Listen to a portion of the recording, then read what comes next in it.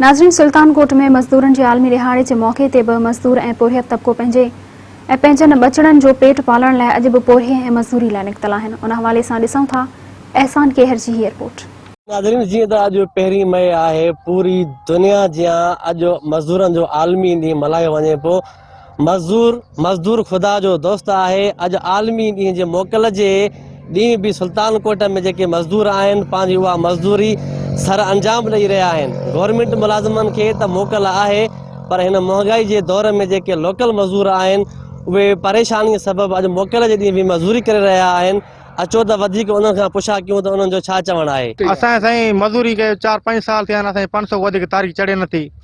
जेको आहे सॼो ॾींहुं लोड़ियूं त 12 कलाक ड्यूटी आहे, 12 कलाक असांखे गुज़र सफ़र घरे ॾुखियो आहे। मथां लॉकडाउन लॻी पिया, पुलिस वारा छॾनि नथा, अलाए कहिड़े जंजाल सां हिते पुॼूं था। ये सूरनि सां पंहिंजो पेट पालियूं था, असांखे माना गुज़र सफ़र ॾाढो तंग आहे। घी वर्षे सां महांगाई थी आहे वधीक, असां ग़रीबनि जो गुज़ारो सफ़र ॾुखियो थी वियो आहे। ऐं मथां लॉकडाउन लॻी पई आहे, असांखे खाइण लाइ रुपयो न आहे।